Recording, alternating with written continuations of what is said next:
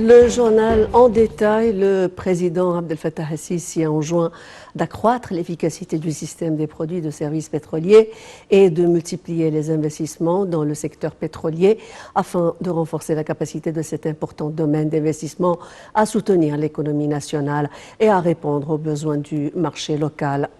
Le président el-Sisi s'est exprimé au cours d'une réunion avec le Premier ministre Mostafa Madbouli, le ministre de l'Électricité et de l'Énergie renouvelable Mohamed Chakr et le ministre du Pétrole et des Ressources minières Tariq Al-Molla, ainsi que d'autres ministres responsables. Au cours de la réunion, le président el-Sisi a suivi l'évolution d'un certain nombre de projets dans le secteur des industries pétrolières au niveau de la République. Le chef de l'État a également passé en revue au cours de la réunion le développement des projets pétroliers, surtout la coopération avec les compagnies pétrolières internationales dans le domaine de la recherche, de l'exploration et des nouvelles découvertes dans le domaine de l'énergie.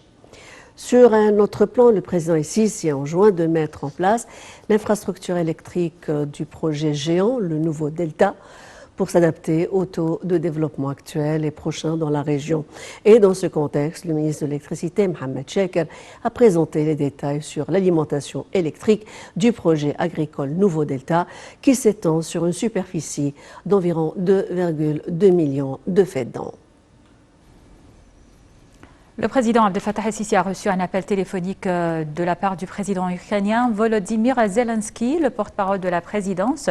L'ambassadeur Bassem Rodi a déclaré que le président ukrainien a affirmé son engagement à coordonner et consulter le président el-Sisi dans les divers domaines en soulignant son aspiration à renforcer les relations de coopération entre les deux pays, notamment à la lumière du rôle central de l'Égypte sous la direction du président el-Sisi pour instaurer les bases de la stabilité et de la sécurité au Moyen-Orient et dans le continent africain. Le président el-Sisi a pour sa part salué l'élan dans les relations bilatérales entre l'Égypte et l'Ukraine, soulignant son aspiration à les améliorer pour inclure divers aspects possibles de la coopération, en particulier les industries alimentaires, les silos à blé, les ports, l'énergie et le tourisme.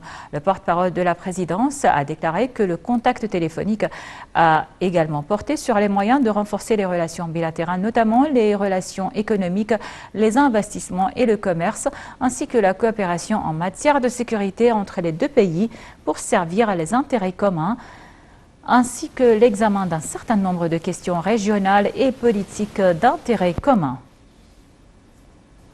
Le ministre des Affaires étrangères, Sameh Shoukry, s'est entretenu avec son homologue américain Alexander Azumamnia.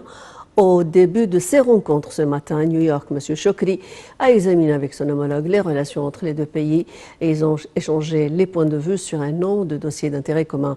Cette rencontre intervient dans le cadre des réunions bilatérales tenues par M. Sameh Shoukry avec un nombre de ses homologues participant à la 76e session de l'Assemblée générale des Nations unies.